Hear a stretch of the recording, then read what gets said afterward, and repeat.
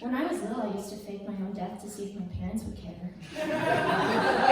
In the morning, when my mom would come and try to wake me up, I would hold my breath and stay completely still until she would come to me and shake me. And then if she shook me, I would go limp.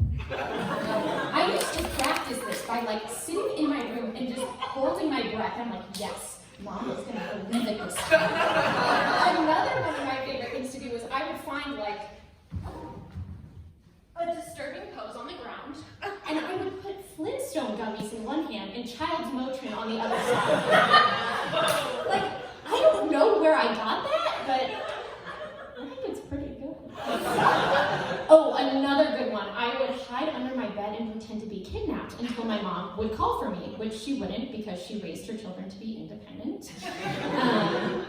And she was clearly not devastated by any of this, but I was. None of this would have worked on my dad, because he was always forgetting me at Hebrew school. He would come home and be like, "Where's Hannah?" And my mom would be like, "You were supposed to pick her up." And I'd be like, "Oops." Meanwhile, it's 7:30 p.m. and I'm sitting in the rabbi's office coloring biblical coloring pages. You know what, Dad? It's your fault that Moses is pink now, But I bet if I had faked my own death at urgent care, they would have made a huge deal about it.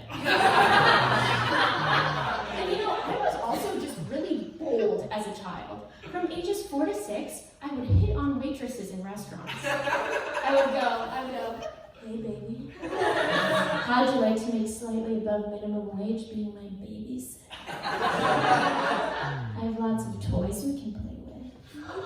And my parents won't be home."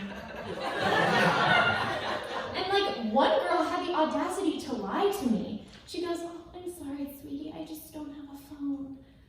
Girl, it is 2006, and I can see the BlackBerry poking out of your pocket right now. You don't have to lie to me. You can just tell me straight up that you're not interested. Because you know what? I could get any chick in this restaurant to be my babysitter, and you just lied your way out of a tip, sweetheart. Shoot, all you really need to know about me was that my 4th grade hero project was be Tyra Banks.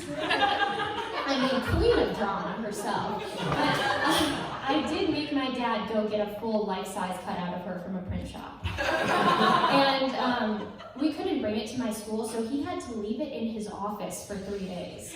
And his colleagues had a field day with that one. Because they would walk by and be like, "Hey, Paul, what you doing with that giant cardboard cutout?" And he would have to be like, "Oh, it's for my 9-year-old daughter, I swear." Who's gonna believe that? You know what? I'm so sorry I did that to you, Dad. But I guess you could say this little 9-year-old put the kink in Kinko's. I don't know why my mom thought America's Next Top Model was appropriate for me to watch at that age, but it's fine. And I would like to defend myself. I didn't always like older female attention. For example, my school did this fundraiser where they printed pictures of the children and the parents could buy them for $30. My mom goes to pick up the picture of me, and it's already been purchased. So she calls my dad, and she's like, "Paul, did you buy the picture of Hannah?" And he's like, "No, why would I go to her school?" And we dismiss it. Somebody probably just didn't print it, so it's fine, we got a new one. But then a couple days later, I'm in art class, and my art teacher comes up to me, and she's like, "Hannah, we have dinner together every night?" And I'm like, "No, I have dinner at my house." I'm 8, but I know that much. She goes, No. I have your picture on my dining room table." Oh. I'm just going to use my crayons right now and make a nice little snowflake, but okay. So I don't tell my mom about this. But then a couple days later, she comes in and her hair is dyed red. Like my shade of red. And you could be like, "Oh, it's like a fashion statement, it's just in right now." But she beelines towards me and she goes, "Look, Hannah, we're matching now." Yeah, so school asked her to leave. To this day, I do not know if she wanted to mother me, fuck me, or become me.